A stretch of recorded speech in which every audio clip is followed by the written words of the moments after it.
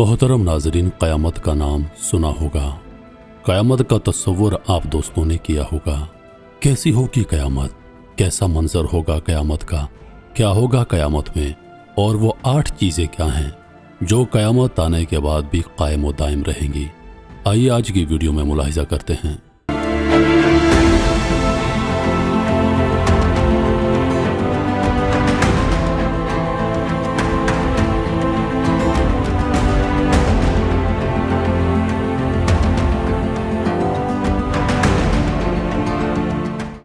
अल्लाह ताला की बारगाह में 4 मुकर्रब और बड़े फरिश्ते हैं जिनके नाम इसराफील, जिब्राइल, मिकाईल और इज़राइल अलैहिस्सलाम हैं कि जिन्हें रऊसुल मलाइका भी कहा जाता है।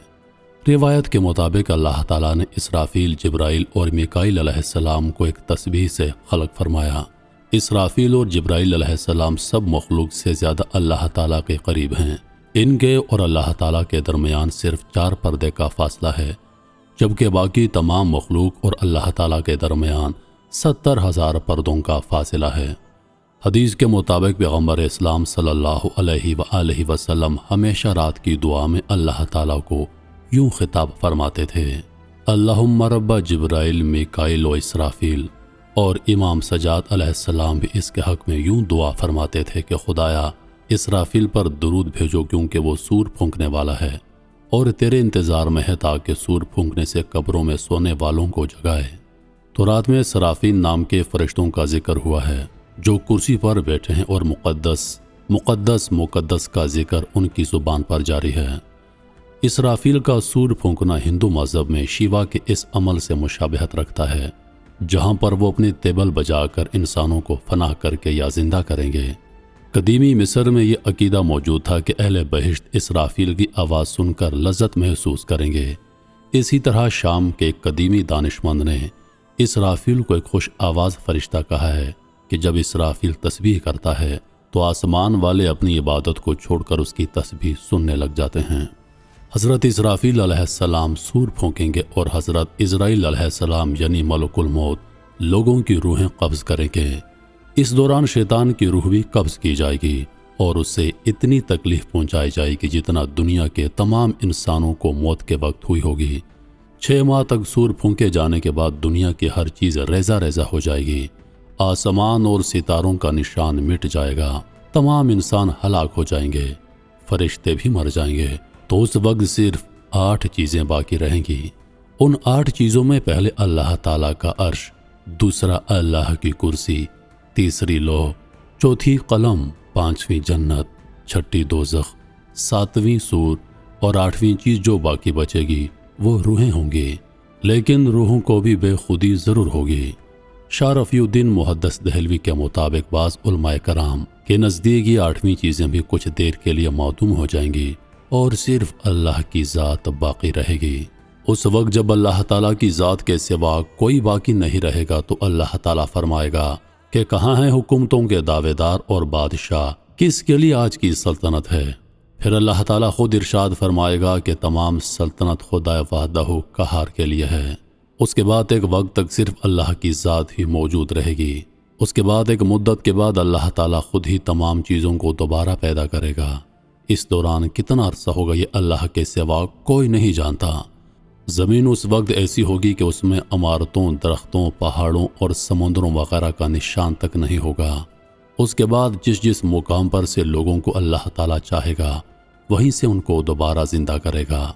इंसानों को दोबारा ज़िंदा करने का तरीका यह होगा कि पहले उनकी रीढ़ की हड्डियों को ज़िंदा किया जाएगा और फिर उनके जिस्मों के बाकी अज़ा को उससे जोड़ दिया जाएगा। जब तमाम जिस्म तैयार हो जाएंगे तो सब रूहों को सूर में रखा जाएगा। उसके बाद अल्लाह ताला एक बार फिर हज़रत इसराफील अलैहिस्सलाम को हुक्म देगा कि सूर को पूरी ताकत के साथ फूंको। उस वक्त अल्लाह ताला इरशाद फरमाएगा, कसम है मेरी इज़्ज़त व जलाल की, कोई रूह भी अपने ढांचे के अलावा कहीं नहीं जाए। अल्लाह का यह हुक्म सुनकर तमाम रूहें उसी तरह अपने अपने जिस्मों में चली जाएंगी जिस तरह परिंदे अपने घोंसलों में चले जाते हैं। यहाँ यह वाज़ेह रहे कि सूर इसराफील में रूहों की तादाद के मुताबिक सुराख हैं। जब दूसरी बार सूर फूंका जाएगा तो तमाम रूहें परिंदों की तरह निकलकर अपने जिस्मानी ढांचों में दाखिल हो जाएंगी اور ہمیشہ ہمیشہ کے لیے ان کا تعلق جسموں کے ساتھ قائم ہو جائے گا اور سب کے سب زندہ ہو جائیں گے۔ اس کے بعد پھر سور پھونکا جائے گا جس کی وجہ سے زمین پھٹ جائے گی اور لوگوں کو باہر نکال دے گی۔ لوگ گرتے پڑتے سور کی آواز کی طرف دوڑیں گے۔ یہ سور بیت المقدس کے اس مقام پر پھونکا جائے گا جہاں صخرہ کا پتھر ہوا میں معلق ہے۔ جسموں میں روحوں کی آمد اور دوسرے سور کے پھونکے جانے میں 40 سال کا عرصہ گزر جائے گا۔ قبروں سے جب لوگ دوبارہ زندہ ہوں گے تو وہ اسی شکل میں پیدا ہوں گے جس طرح ماں کے پیٹ سے پیدا ہوئے تھے، یعنی ان کے بدن ننگے ہوں گے، ان کا ختنہ نہیں ہوگا اور داڑھی بھی نہیں ہوگی۔ ارشاد خداوندی ہے، جیسا کہ ہم نے اس خلقت کو اول مرتبہ پیدا کیا ہے اسی طرح دوبارہ پیدا کریں گے۔ جب انسان زندہ ہوں گے ان کے سر کے بال اور منہ میں دانت ہوں گے، جبکہ سب لوگ جو دنیا میں جسمانی معذور تھے وہ بھی درست اعضاء کے ساتھ ہوں گے۔ صحیح مسلم کی روایت ہے کہ سب سے پہلے زمین میں سے حضرت محمد مصطفیٰ صلی اللہ علیہ وآلہ وسلم اٹھیں گے، اس کے بعد حضرت عیسیٰ علیہ السلام اور اس کے بعد جگہ جگہ سے انبیاء علیہ السلام اٹھیں گے، اس کے بعد صدیقین، شہداء اور صالحین اٹھیں گے، اس کے بعد مومنین، پھر فاسقین، پھر کفار تھوڑی تھوڑی دیر بعد ایک دوسرے کے بعد برآمد ہوں گے۔ حضرت ابوبکر صدیق اور حضرت عمر بن خطاب رضی اللہ تعالی عنہ حضور پاک علیہ الصلوۃ والسلام اور حضرت عیسیٰ علیہ السلام کے درمیان میں ہوں گے۔ سورۃ القاریہ کا ترجمہ: یاد کرو وہ واقعہ جو دل دہلا کر رکھ دے گا۔ کیا ہے وہ دل دہلا دینے والا واقعہ؟ اور تمہیں کیا معلوم وہ دل دہلا دینے والا واقعہ کیا ہے؟ جس دن سارے لوگ پھیلے ہوئے پروانوں کی طرح ہو جائیں گے اور پہاڑ دھنکی ہوئے رنگین اون کی طرح ہو جائیں گے۔ جس شخص کے پلڑے وزنی ہوں گے، یعنی جس نے دنیا میں اچھے اعمال کیے ہوں گے، تو وہ من پسند زندگی میں ہوگا، یعنی جنت میں ہوگا، اور جس کے پلڑے ہلکے ہوں گے، یعنی جس نے دنیا میں اپنی خواہش کی انتباہ کی ہوگی، تو اس کا ٹھکانہ گہرا گڑھا ہوگا۔ اور تمہیں کیا معلوم کہ وہ گہرا گڑھا کیا چیز ہے؟ وہ ایک دہکتی ہوئی آگ ہے جس میں اللہ کے نافرمانوں اور گناہ گاروں کو ڈالا جائے گا۔ قرآن و حدیث کی روشنی میں پوری امت مسلمہ کا اتفاق ہے کہ ایک روز حضرت اسرافیل علیہ السلام کے سور سے پوری کائنات میں ایسا زلزلہ آئے گا کہ دودھ پلانے والے مائیں اور دودھ پیتے بچوں کو بھول جائیں گی اور حاملہ عورتوں کے حمل ضائع ہو جائیں گے۔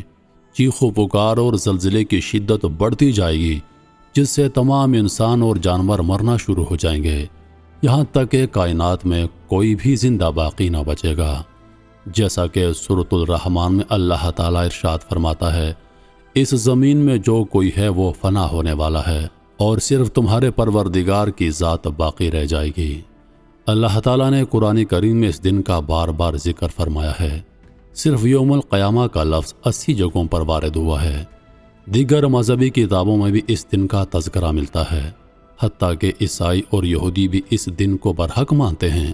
عقل کا تقاضا بھی یہی ہے کہ دنیا کے اس عظیم نظام کو آخرکار کوئی اہم مقصد ضرور ہونا چاہیے، اور اس عجیب و غریب نظام کو چلانے والی ایک بہت بڑی ذات ہونی چاہیے جس کی طاقت کا ہم اندازہ نہیں لگا سکتے، اور اس دنیا میں کیے گئے اچھے اور برے اعمال کی جزا یا سزا بھی ملنی چاہیے۔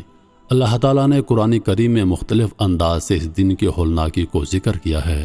چند آیت کا ترجمہ پیش ہے۔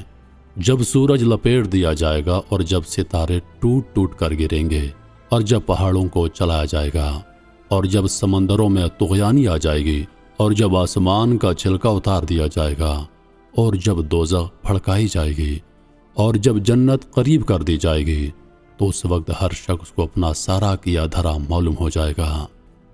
تمہارے محترم عزیز دوستو، قیامت کا منظر بڑا ہولناک ہوگا۔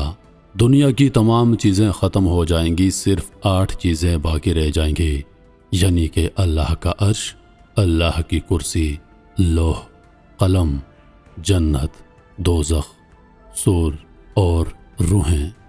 اس کے علاوہ دنیا سے تمام چیزوں کا خاتمہ کر دیا جائے گا، اور اللہ پاک تمام چیزوں کو ختم کرنے کے بعد ایک مرتبہ پھر ان کو دوبارہ زندہ کریں گے۔